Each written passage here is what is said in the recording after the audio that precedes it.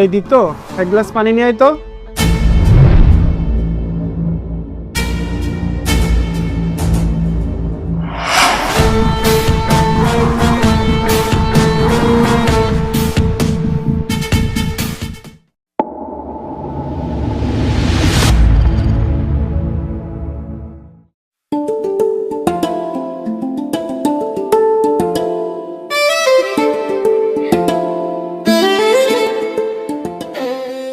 কি রে, সেই তখন থেকে কি দেখছিস আর হাসছিস? ছেলেটাকে দেখ, এই ছেলেটাকে না বাড়ি থেকে আমার জন্য পছন্দ করেছে। কেমন দেখতে? বাহ, দেখতে তো বেশ ভালোই। তুই অনেক লাকি রে, তোর বাড়ির লোক তোকে নিয়ে কতই ভাবে। আসলে তারাই ভাগ্যবান যাদের ফ্যামিলি থাকে। তোর লাইফটা তো সেট হয়ে গেল, কিন্তু আমার লাইফটা দেখ, আপসেট। আমার সব ঝামেলা একাই সামলাতে হয়। আরে বান্ধবী, তুই এত মন খারাপ কেন করছিস বলতো? তোর একটা ইশারায় তো 10-15 জন ছেলে এমনিতেই তাদের জীবন দিতে রাজি হয়ে যাবে। কিন্তু এমন ছেলে আর কোথায় পেলাম যে আমার জন্য জীবন দিতে রাজি হবে? আমি শুধু ভাবি যে আমার জীবন এমন একটা ছেলে আসবে যে দেখতে সুন্দর হবে, বড়লোক হবে, টাকা পয়সা হবে, তার জীবনে গিয়ে আমার সব টেনশন দূর হয়ে যাবে। কিন্তু দেখ, এমন কিছুই হচ্ছে না। যাই হোক, বাদ দি, চল।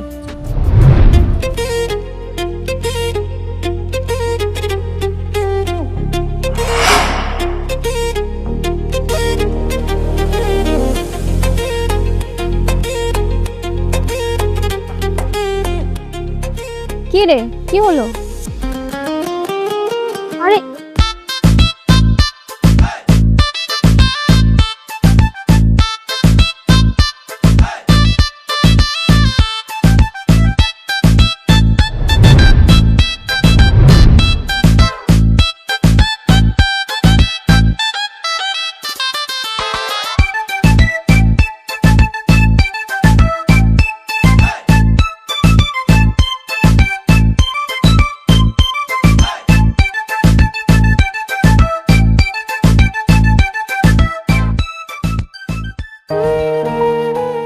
আচ্ছা, তুই ওই ছেলেটার ভিতরে কি এমন দেখলি জোর পিছু পিছু চলে গেলি? শোন, আমি যেটা দেখেছি না, সেটা তুই কখনোই দেখতে পাবি না। দেখলি ছেলেটার গাড়িটা কত দামি? দেখিয়ে বোঝা যাচ্ছিল ছেলেটা কোটিপতি। আমি তো এমন একটা ছেলেকেই চেয়েছিলাম যাকে বিয়ে করলে আমার লাইফটাই সেট হয়ে যাবে। শোন, তোর লাইফটা তখনই সেট হবে যখন ওই ছেলেটাও তোর দিকে তাকাবে। তুই ওর পিছু পিছু ঘুরছিলি, কিন্তু ও একবারও তোর দিকে ফিরেও তাকায়নি। শোন, তাকাবে তাকাবে, শুধু তাকাবে না, আমার জন্য পাগলও হবে। তুই শুধু আমাকে একটু টাইম দে। এই চল না, একটু শপিং করে আসি, আমার না কিছু কেনাকাটা করার দরকার ছিল। চল।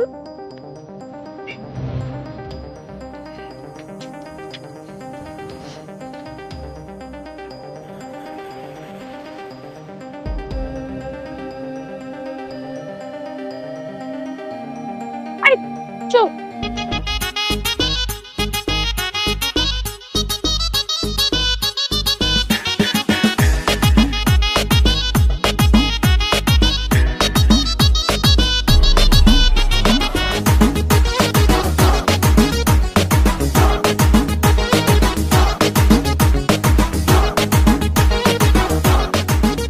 দাদা, 4টা এক্সেল সাইজের যে শার্ট আমি চুজ করেছিলাম, ওই 4টা প্যাক করবেন, আর হচ্ছে 2টা জিন্স প্যাক করেন।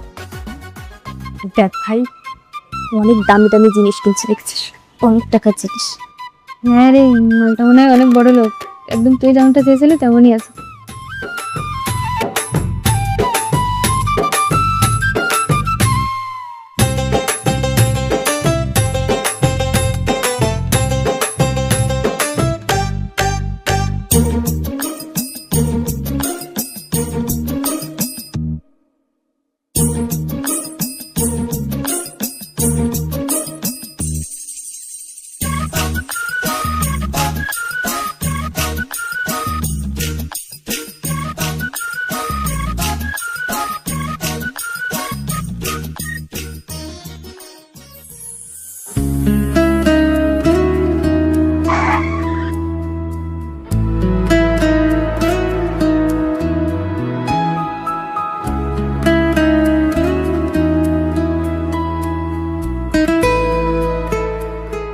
শ্রুতি, তোর হবু বয়ফ্রেন্ড তো অনেক বড় লোক। এত দামি গাড়ি, এত বড় বাড়ি, এই ছেলেকে তুই সহজে হাত থেকে যেতে দিস না কিন্তু। আরে আমি তো যেতে দিতে চাই না, কিন্তু ও তো আমার দিকে তাকায়ও না। আমি এমন কি করব যে ওনার জন্য পাগল হয়ে যাবে? আরে বান্ধবী, তুই এত সুন্দর, তোর এই রূপ যৌবনটাকে কাজে লাগা।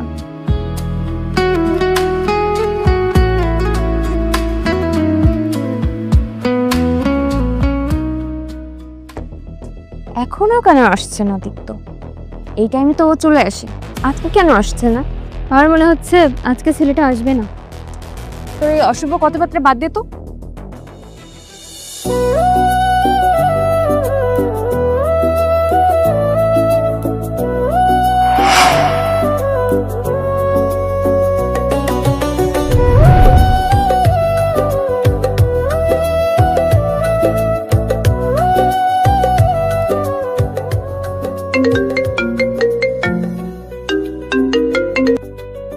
হ্যালো।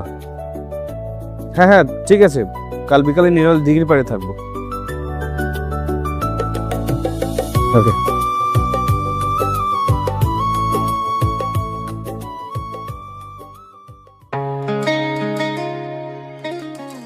এখনো আসছে না কেন বলতো?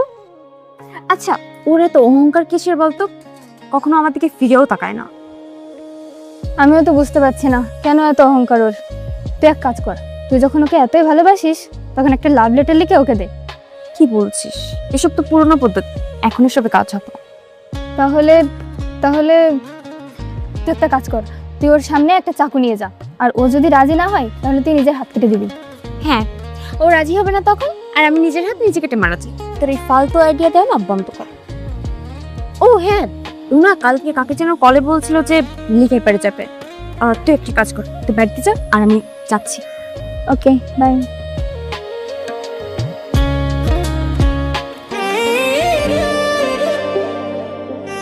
সে কখন থেকে ওয়েট করছি, এখনো আসছে না। কি যে করবো আমি কিছুই বুঝতে পারছি না। আল্লাহ, সবকিছু এবার তোমার উপর ছেড়ে দিলাম, তুমি কিছু করো। প্রতিদিন আমাদের দেখা হয়, কিন্তু একটা বারের মধ্যে কি ফিরেও তাকায় না।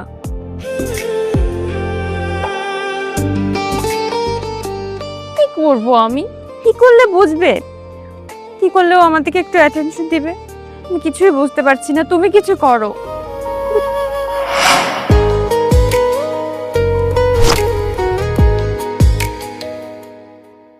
আচ্ছা দীপ্ত, তোরা থাক, আমার একটু কাজ আছে।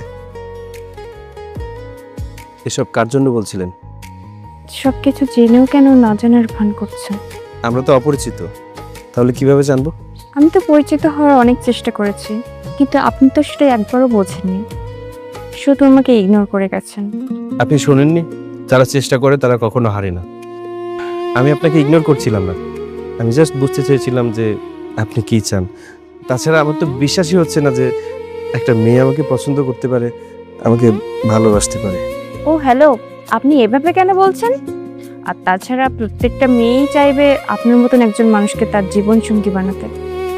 আপনার সাথে একটু কথা বলার জন্য আমি কত চেষ্টা করেছি, আর আপনি এসব বলছেন? আমি সত্যি বলছি, আমি জানতাম না যে আপনি আমাকে ফলো করেন, আমার অ্যাটেনশন পাওয়ার জন্য আমার পিছিয়ে পিছিয়ে ঘুরেন। আজকে আপনার কথা শুনে বুঝতে পারলাম। আমি যেদিন আপনাকে প্রথম দেখেছিলাম ওই দিনই আপনাকে আমার পছন্দ হয়ে গিয়েছে, ভেবেছিলাম আপনাকেই চাই, আর আপনি এইসব বলছেন? আসলে এটা যার যার দেখার দৃষ্টিভঙ্গি। কারো কারো কাছে হীরাও পাথর মনে হয়, কারো কারো কাছে পাথরও হীরা মনে হয়। আপনি এসব কি বলছেন? আমি কিছুই বুঝতে পারছি না। আর তাছাড়া আপনার সাথে আমি দাঁড়িয়ে কথা বলছি, এটা আমার বিশ্বাসই হচ্ছে না। এত কিছু বুঝতে হবে না, এখন সামনে চলুন।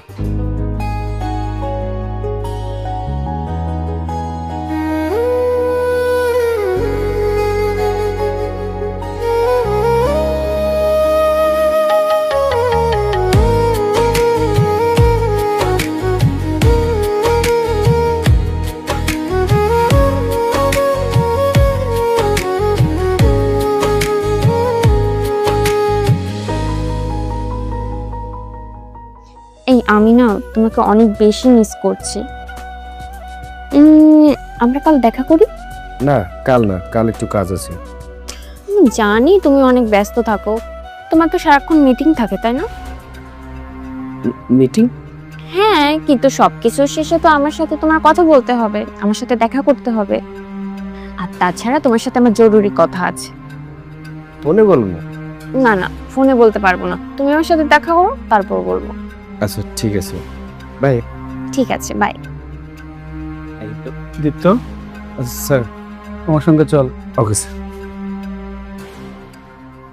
বন্ধু, তুই অনেক লাকি রে। এই যুগে এসেও এমন একটা মেয়ে পেয়েছিস যে তোর টাকা পয়সা সম্পর্কে কিছুই জানতে চায় না, শুধু তোকেই ভালোবাসে আর কিছুই না। হ্যাঁ রে, তুই ঠিক কথাই বলেছিস। আমি গরিব, সেটা কখনো জানতেও চাইনি। ও আমাকে নিঃস্বার্থভাবে ভালোবাসে। ধনী গরিব এসব ওর কাছে কোনো ব্যাপার না। তাহলে তোদের সামনে কি প্ল্যান করছিস? ভাবছি কাল ওর সাথে দেখা করবো। ইম্পর্টেন্ট একটা কথা আছে, ওকে বলবো সেটা। এমন কি কথা বলবি বলতো? আমি ওকে কাল বিয়ের প্রস্তাব দিব। ও যদি রাজি থাকে তাহলে কালই ওকে রিংটা পরিয়ে দেবো। বাহ, এটা তো খুব ভালো কথা।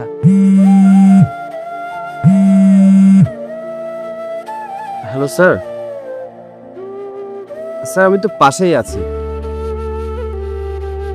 জি স্যার, আসছি। শুন, স্যার ফোন দিয়েছে, হ্যাঁ যেতে হবে। আচ্ছা ঠিক আছে।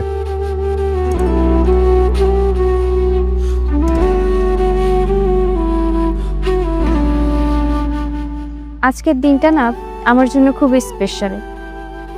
দীপ্ত, তোমাকে একটা কথা বলতে চাই। আমি কি তোমার লাইফ পার্টনার হয়ে সারাটা জীবন তোমার সাথে কাটাতে পারি? হ্যাঁ অবশ্যই। সত্যি কথা বলতে আমিও তোমাকে বলতে চেয়েছিলাম কথাটা, কিন্তু তুমি আগে বলে ফেললে। আচ্ছা শোনো না, আমার একটা বড় ভাইয়া আছে, আমি চাইছিলাম তার সাথে তোমার দেখা করে। তুমিও তোমার পরিবারের মানুষের সাথে আমার দেখা করাতে পারো। কি হলো তোমার? আমার বাবা মা কেউ নেই দীপ্ত। আমি যখন ছোট ছিলাম আমার বাবা মা কার অ্যাক্সিডেন্টে মারা যায়। আমার তখন 5 বছর বয়স ছিল। আর তখন থেকেই আমি অনাথ আশ্রমে বড় হয়েছি। এই শহরে তো অনেক মানুষ আছে, কিন্তু আমার আপন বলতে কেউ নেই। আমি একা, সম্পূর্ণ একা। এটা কেমন কথা বলছো? আমি আছি না, আমি তোমার পরিবারের সকলের অভাব পূরণ করব। আমি তোমাকে সুখে রাখবো। ওয়েট,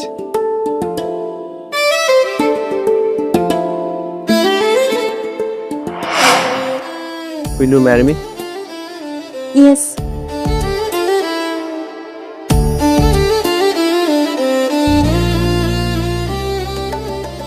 আজকের পর থেকে তুমি কখনো মন খারাপ করবে না, কখনো দুশ্চিন্তা করবে না।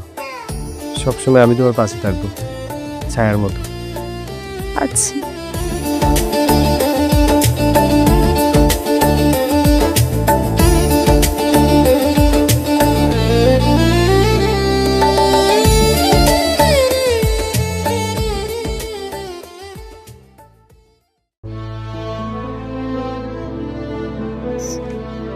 জানিস, দীপ্তকাল তার বড় বোনের সাথে আমাকে দেখা করাবে। আর আমরা তো প্ল্যান করেছি বিয়ের পর আমরা হানিমুনে প্যারিসে যাব। যাও।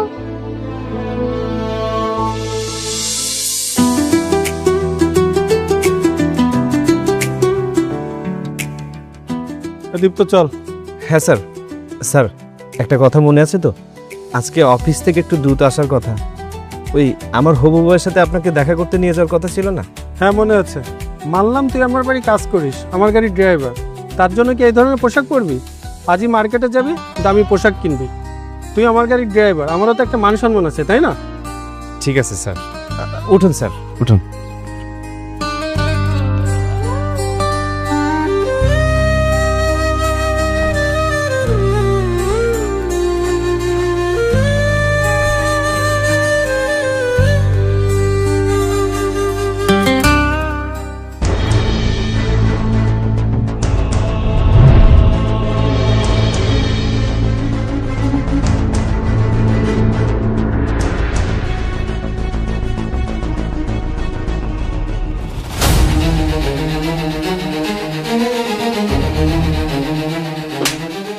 আরে তুমি আমাকে চড় কেন মারলে? তুমি আমাকে মিথ্যে কথা বলেছো। মিথ্যা? আমি কোনটা মিথ্যা বলেছি? তুমি আমাকে কেন বলনি তুমি একজন চাকর? তুমি আমাকে কেন বলেছো তুমি একজন বড় লোক? তুমি আমাকে মিথ্যা কথা কেন বলেছো? কি বলছো তুমি এসব? বড় লোক, চাকর? আচ্ছা আচ্ছা, তুমি আগে আমাকে একটা কথা বলো তো, তুমি কি চাকর? না মানে হ্যাঁ মানে ড্রাইভার। ছাড়ো আমার হাত। তুমি সবকিছু প্ল্যান করে করেছো আমার সাথে, যাতে আমাকে ফাঁসাতে পারো, আর সবসময় বড় লোকে চাল দেখিয়েছো। এসব তুমি কি বলছো? এখন কিছুই বুঝতে পারছো না? দামি গাড়ি, বড় বাড়ি, সবকিছু মিথ্যে ছিল। সত্যি তো এটাই, তুমি একজন চাকর, আর সবসময় বলতে ভাব দেখাতে তুমি একজন কোটিপতি। আমি এসব কখন করলাম? এবার থামো, সবকিছু মিথ্যা কথা বলেছো, মিথ্যাবাদী কোথাকার। আমি কখনো মিথ্যা কিছু বলিনি। আমি যা বলেছি, যা করেছি সবকিছু সত্য। আর আমি এমন পোশাক পরে থাকি কারণ আমার স্যার সবসময় বলে আমাকে দামি পোশাক পরতে। আমি যেহেতু গাড়ির ড্রাইভার, সেহেতু গাড়ি নিয়ে সবসময় আমাকে বের হতে হয়, আর আমি একটু ভালোভাবেই চলাফেরা করি, স্যার আমাকে বলেছে। তাছাড়া যে বাড়ির কথা তুমি বলছো বা যে বাড়িতে আমাকে দেখেছো, ওটা স্যারেরই বাড়ি। তার মানে তোমার কিছুই নেই, তাই তো? না, এতদিন ভেবেছিলাম একজন বড়লোক ছেলে পেয়েছি, আমার সব সকালাত পূরণ করতে পারবে, কিন্তু তুই আমাকে ধোকা দিলি। তুই আসলে একটা চাকর। শোন, তোর সাথে আমার কোনো সম্পর্ক নেই। আজকের পর থেকে তুই আমার সাথে কখনো যোগাযোগ করার চেষ্টা করবি না। আর তোর এই চেহারা আমি কখনো দেখতে চাই না। আর তোর এই আংটি, এই নে ধর তোর আংটি।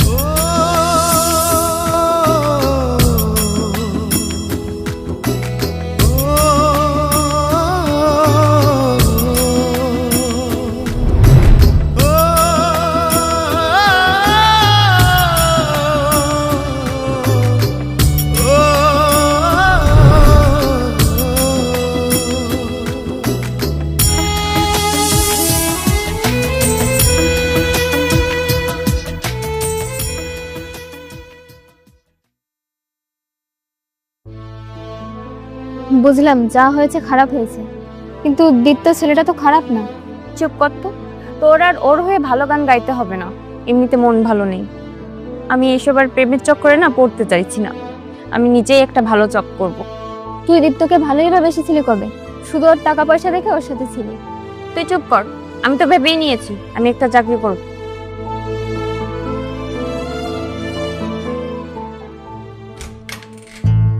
মে I come in sir? Yes, coming. আসুন, বসুন।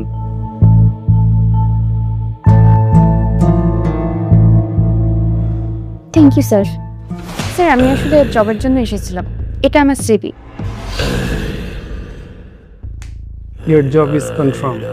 থ্যাংক ইউ স্যার, কিন্তু আপনি তো আমার সিভিটা ভালো করে দেখলেই নিন না। আরে আমার এত ভালো করে দেখার কিছু নেই, আমি মানুষ দেখলেই চিনতে পারি, কোনো সমস্যা নেই। Thank you so much sir. তাহলে কাল থেকে জয়েন করুন।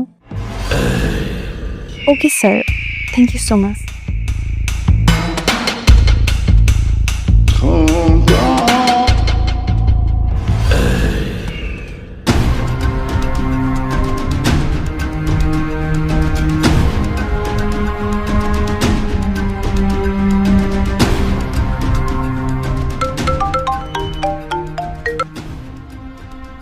হ্যালো, আমি মিস্টার জুয়েল, কোন জুয়েল?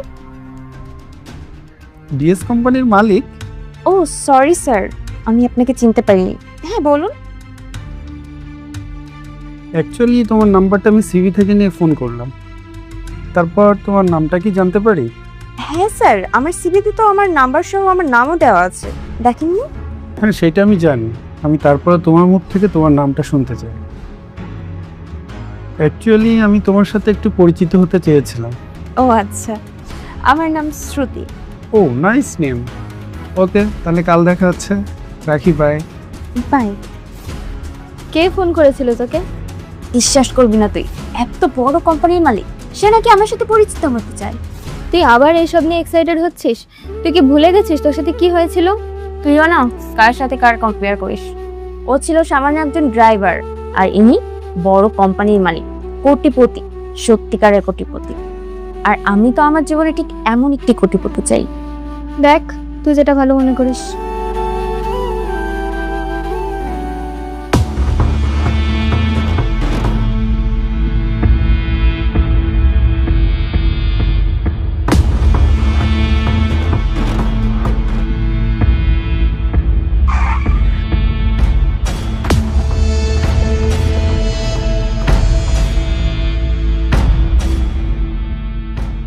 আরে শ্রুতি, তুমি এইখানে এই সন্ধ্যার সময় এই বাতাস বইছে? রিক্সার জন্য অপেক্ষা করছিলাম। আরে তুমি এটা কেমন কথা বলছো? আমি থাকতে তুমি কেন রিক্সায় যাবে? চলো আমি তোমাকে পৌঁছে দিই।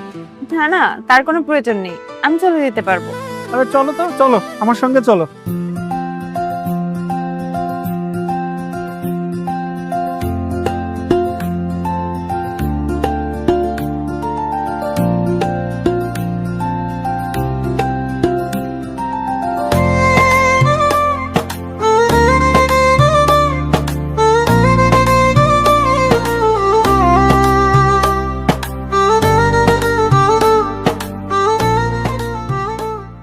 স্যার, আপনি আমাকে এখানে কেন ডাকলেন? দেখো, প্রথমত তুমি আমাকে স্যার বলে ডাকা বন্ধ করো। আমার নাম জুয়েল, তুমি আমাকে জুয়েল বলে ডাকো। ঠিক আছে, ডাকবো, কিন্তু আপনি আমাকে এখানে কেন এনেছেন? আসলে তোমার সাথে একটা ইম্পর্টেন্ট কথা বলার ছিল, তাই তোমাকে এখানে নিয়ে এসেছি। ইম্পর্টেন্ট কথা? কি সেটা? আসলে আমি তোমাকে অনেক পছন্দ করি। এটা কি বলছেন আপনি? কেন, তুমি আমাকে পছন্দ করো না? আসলে বিষয়টা তেমন না। তাহলে কি বলো? আসলে আমি বুঝতে পারছি না আমি কি বলবো। দেখো, তুমি যেটাই বলবে ভালো করে চিন্তা ভাবনা করেই বলো, আর যদি আমাকে পছন্দ না হয় সেটাও বলো। বাই দ্য ওয়ে, তোমার কিন্তু কোনো কিছুর অভাব হবে না, কারণ আমি কোটি টাকার মালিক। তুমি কি চাও না একজন কোটিপতির গার্লফ্রেন্ড হতে? আসলে হুট করে প্রপোজ করেছেন তো, তাই বুঝে উঠতে পারছিলাম না কি বলবো। Actually I also like you. সত্যি বলছো তুমি? হ্যাঁ, আমি যা বলছি একদম মন থেকেই বলছি।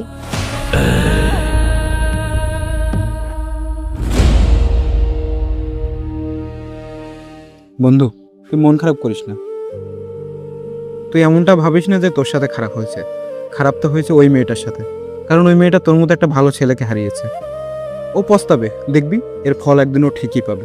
এমন অশুভ কথা বলিস না ভাই। ও আমাকে ছেড়ে চলে গেছে ঠিকই, কিন্তু আমি এখন ওকে ভালোবাসি। আমি ওকে নিয়ে স্বপ্ন দেখেছিলাম। আমি স্বপ্ন দেখেছিলাম ওকে নিয়ে সংসার সাজাবো, দুজন সারা জীবন একসাথে থাকবো। আমি কখনো আশা ছাড়িনি, কিন্তু আমার সব স্বপ্নই তো ভেঙে গেল। কিচ্ছু ভাঙেনি, আর তুই কাঁদবি না। মন খারাপ কান্না তোর সাথে মানায় না দীপ্ত। কাঁদবো না তো কি করবো বল? ড্রাইভার কি মানুষ না? ড্রাইভার হওয়া কি অন্যায়? হ্যাঁ, ড্রাইভাররাও মানুষ, সেটা তুই আমি বুঝলেও ওই মেয়েটা বোঝে না। হ্যাঁ, এবার তো বুঝতে পারলি ওই মেয়ে তোকে না, তোর টাকা পয়সাকে ভালোবাসতো। আসলে সত্য কথা বলতে কি, সরল সোজা মানুষটাই সবসময় ধোকা খায়, আর তুইও ওর কাছে ধোকা খেয়ে বোকা হয়ে গেছিস।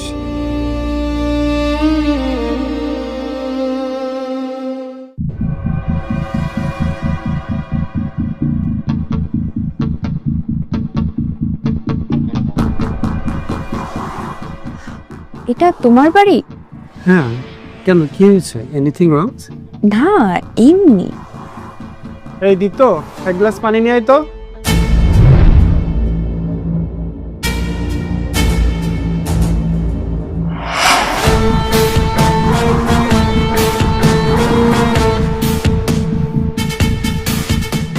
আমাকে না, তোর ম্যাডামকে দে। কি হলো, পানি নাও।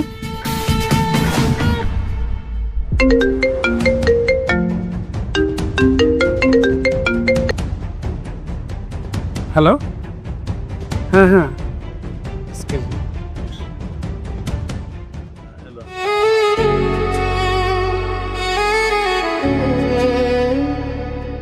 ও আচ্ছা, তাহলে তুই এখানে চাকরি করিস পেট চালানোর জন্য?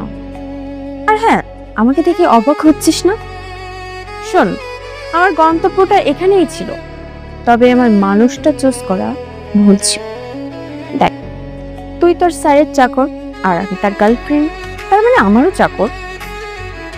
যে স্বপ্নটা আমি তোর মাধ্যমে পূরণ করতে চেয়েছিলাম, সেই স্বপ্নটা আমার পূরণ হচ্ছে, তবে তোর স্যারের মাধ্যমে। এখন যাও, আমার লেট হয়ে যাচ্ছে, তোর স্যারকে ডেকে নিয়ে আয়।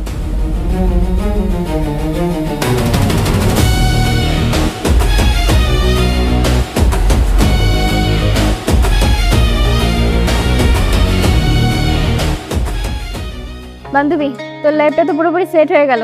একদম তুই যেমনটা চেয়েছিলি তেমনই পেয়েছিস। তা অবশ্য ঠিক। বাই দ্য ওয়ে, জুয়েলের সঙ্গে আজকে আমার ঘুরতে যাওয়ার কথা ছিল। দাঁড়া, ওকে একটা কল।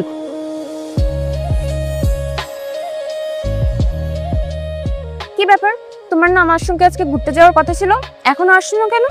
দেখো, আজ আমার ইম্পর্টেন্ট মিটিং আছে, আমি 1 মিনিটের জন্য সময় পাবো না। কি রে, কি হলো?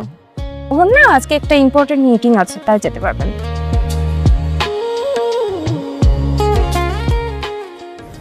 কি ব্যাপার, এত রাত হয়ে গেল এখন একটা কল করলো না? আচ্ছা, আমি একটা কল করি। হ্যালো, কি ব্যাপার, তুমি তো আমাকে একটা কলও করলে না? ওহো, আমি ভুলে গিয়েছিলাম। ওকে ওকে, আমি ফ্রি হয়ে তোমাকে ফোন দিচ্ছি।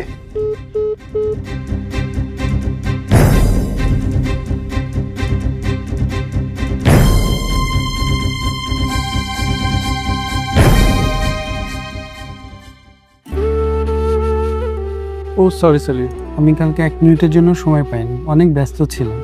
ইটস ওকে, তাহলে আজ কিন্তু আমরা শপিং এ যাচ্ছি। ওকে। হ্যালো, শুভ সাহেব। ও আচ্ছা আচ্ছা, আমি এক্ষুনি আসছি। এই শোনো, আমার জরুরি একটা মিটিং পড়ে গিয়েছে, আমি এক্ষুনি বের হব। আর ও শপিংয়ে তাহলে আমরা কালকে যাচ্ছি, ঠিক আছে? এই দীপ্ত, আচ্ছা তুই একটা কাজ কর, তুই তোর ম্যাডামকে ড্রপ করে দিয়ে অফিসে চলে আয়, আমার একটু ব্যস্ততা আছে। Please sir.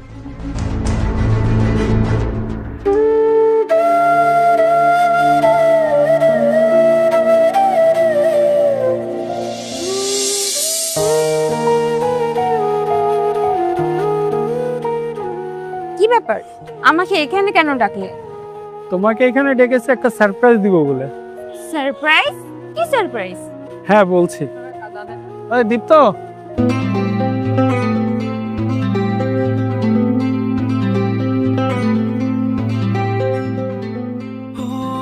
এই নাও শাড়ি, আমাদের বিয়েতে পড়বে। কিন্তু তুমি তো বলেছিলে আমরা একসঙ্গে বিয়ের শপিং এ যাব। হ্যাঁ বলেছিলাম, তো সমস্যা কোথায়? কালকে মার্কেটের সামনে থেকে আসছিলাম, তাই কিনে নিয়ে আসলাম। কিন্তু তুমি তো বলেছিলে আমরা একসঙ্গে শপিং এ যাব, আর কত প্ল্যানিং করেছিলাম। আর এখন? কেন, তোমার কি মনে হয় আমি শপিং করতে জানি না? না না, আমি ওইটা বলতে চাইনি। তুমি চিৎকার কেন করছো? ঠিক আছে, আমি কিছু বললাম না। দীপ্ত, ওকে শাড়িটা দেখিয়ে দিস।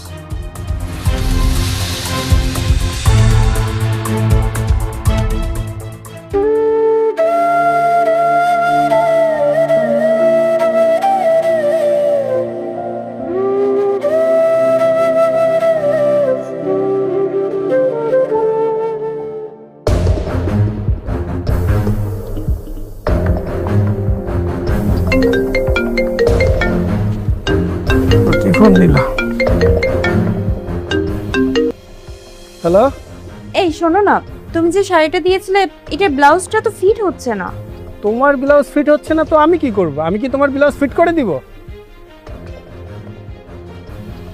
দেখো, তোমার এই ছোট ছোট কাজের জন্য আমাকে ফোন দিয়ে বিরক্ত করবে না, আমি এখন ব্যস্ত আছি, রাখছি।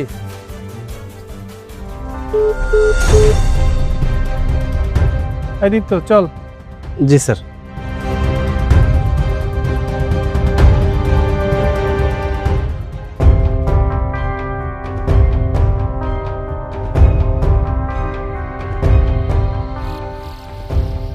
দাঁড়াও, দুদিন পরে আমাদের বিয়ে, আর তোমার কোনো পাত্তাই নেই। কেন, আমি আবার কি করলাম? সব জেনেও না জানার ভান করছো। তোমাকে না শপিং এর জন্য কল করেছিলাম, তুমি তো সবসময় ব্যস্ত থাকো। আমি সবসময় তোমার ফোনের অপেক্ষা করি, আর তুমি তো আমাকে কখনো ফোনও করো না। আর আমি যখন তোমাকে কল করি তখন তুমি আমার সঙ্গে চিল্লাও, বাজে ব্যবহার করো, আর বলো মিটিং এ ব্যস্ত আছি। আর এখন তোমাকে ফোন দিতে গিয়ে দেখি তুমি আমার নাম্বারটাই ব্ল্যাক লিস্টে দিয়ে রেখেছো। বিয়ের কথার আগ পর্যন্ত তুমি আমার সাথে যে ব্যবহারটা করতে না, তখন আমার কাছে কি মনে হতো যে আমি তোমার লাইফে সবথেকে বেশি ইম্পর্টেন্ট। আর এখন যখন বিয়ে ঠিক হয়ে গেছে, এখন তোমার ব্যবহার পুরোটাই চেঞ্জ হয়ে গেছে। আর এখন তো আমার মনে হচ্ছে আমি তোমার লাইফে কিছুই না। তো এখানে এত রিয়াক্ট করার কি আছে? দেখো, আমার মনে হচ্ছে তুমি সবকিছু ইচ্ছে করেই করছো। তুমি বিয়ের আগেই আমার সাথে এরকমটা করছো, আমাকে ইগনোর করছো, তাহলে বিয়ের পরে তুমি কি করবে? তো আমার কোনো কদরে করবে না। তুমি আমাকে ভালোই বাসো না। যে আমাকে ভালোবাসতো, সবকিছুর উপরে আমাকে জায়গা দিয়েছিল, তাকেই আমি কদর করিনি। যে আমার জন্য কান্না করেছিল, ভালোবাসার ভিক্ষা পর্যন্ত চেয়েছিল, আর তাকে আমি ফিরিয়ে দিয়েছিলাম। কিন্তু আজ আমি বুঝতে পারছি, কারো মন নিয়ে খেলা করলে তাকে কতটা বড় কষ্ট পেতে হয়। তুমি কেন কষ্ট পাচ্ছ বলো তো? তুমি তো কখনো ভালোবাসা চাওনি, তুমি তো শুধু চেয়েছো টাকা পয়সা।